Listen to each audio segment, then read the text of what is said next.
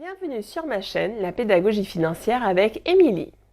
Aujourd'hui, nous allons parler des différentes solutions qui existent en 2023 afin de vous permettre de diminuer votre imposition. Jingle!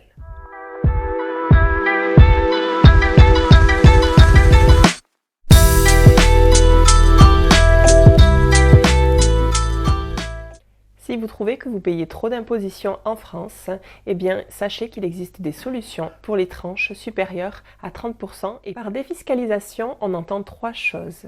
Il y a d'abord tout ce qui est réduction et crédit d'impôt. Il y a les charges qui diminuent notre revenu imposable et il y a également des revenus qui échappent à l'imposition. Je vais ainsi vous présenter 4 manières de défiscaliser. La première manière est celle de défiscaliser grâce aux produits d'épargne, tels que les assurances vie, les plans d'épargne en actions et les plans d'épargne retraite. En assurance vie, l'objectif est d'épargner grâce à des versements programmés qui permettent de faire grossir la boule de neige sans avoir d'imposition tant que vos revenus restent à l'intérieur de l'assurance vie. Ainsi, après 8 années, vous bénéficierez d'une exonération d'imposition de l'ordre de 4 600 € pour une personne et 9 200 € pour un couple. Sachez également qu'à l'intérieur de l'assurance vie, vous avez 152 500 € qui seront exonérés de frais de succession. L'assurance vie est donc un bon produit qui vous permettra de transmettre votre patrimoine en réduisant les frais de succession et de bénéficier de l'exonération d'une imposition. Un autre produit d'épargne qui vous permettra de défiscaliser est le plan d'épargne en actions. Son objectif à lui est de vous permettre d'investir dans des actions afin de bénéficier de la croissance exponentielle des intérêts composés. Votre plan d'épargne en actions vous permettra également d'avoir une exonération d'imposition au-delà des 5 ans. Ainsi, il est important de garder en tête que l'assurance vie bénéficie d'une exonération de l'imposition au-delà des 8 ans de détention et pour le plan d'épargne en action, il faut garder en tête que c'est au-delà de 5 ans que vous bénéficierez d'une exonération de l'imposition. La troisième manière de défiscaliser à l'aide d'un produit d'épargne est celle d'investir à l'intérieur d'un plan d'épargne retraite. Ainsi, les sommes que vous verserez à l'intérieur de ce plan seront déductibles de vos revenus imposables, que ce soit à l'aide de versements programmés ou de versements annuels. On peut également défiscaliser à l'aide de l'immobilier. Par exemple, si vous louez un bien locatif en meublé, vous pourrez être par exemple loueur meublé non professionnel ou LMNP. Si, avec l'aide d'un expert comptable, vous pourrez déduire vos charges au réel.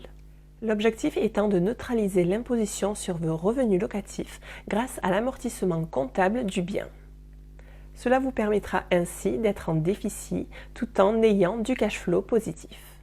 Afin de diminuer votre imposition, vous pouvez également investir dans de l'immobilier ancien, tel que le De Normandie, ou dans de l'immobilier neuf, tel que le Pinel. L'objectif étant de défiscaliser tout en bénéficiant de revenus locatifs qui sont soumis à des plafonds de loyer et de ressources. Si par exemple votre tranche marginale d'imposition est supérieure à 30%, vous pourrez par exemple investir dans le Malraux ou les monuments historiques. La troisième manière de défiscaliser est celle d'investir dans des entreprises. Vous aurez par exemple la possibilité d'investir dans la loi Girardin. L'objectif de cette loi Girardin est d'obtenir une réduction d'impôt l'année suivant son investissement dans des matériels industriels ou agricoles de sociétés exploitantes dans les DOM-TOM. Vous bénéficierez également d'une rentabilité de 10% sur votre investissement. Vous pourrez également défiscaliser en investissement sur des groupements forestiers qui vous permettront de bénéficier de 25% de réduction sur votre imposition, ou même des groupements fonciers viticoles qui vous permettront de bénéficier de 18% de réduction sur votre imposition. Vous pourrez également investir dans ce qu'on appelle les FCPI, Fonds communs de placement dans l'innovation, ou les FIP, Fonds d'investissement de proximité, qui vous permettront d'investir dans des petites et moyennes entreprises et de bénéficier de 25% de réduction sur votre imposition.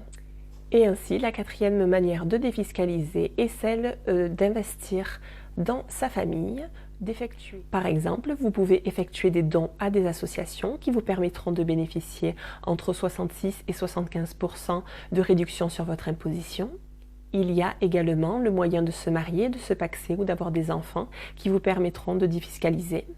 Le fait d'avoir un employé à domicile, par exemple pour faire le ménage, vous permet de bénéficier d'un crédit d'imposition de l'ordre de 50% des charges qui sont engendrées. Et le fait de faire garder vos enfants, s'ils ont moins de 6 ans, vous permet d'avoir un crédit d'impôt sur les 50% de la somme annuelle qui a été payée. Ainsi, vous voyez qu'en fonction de votre situation, il y a plusieurs moyens de défiscaliser et l'important est surtout de s'y pencher.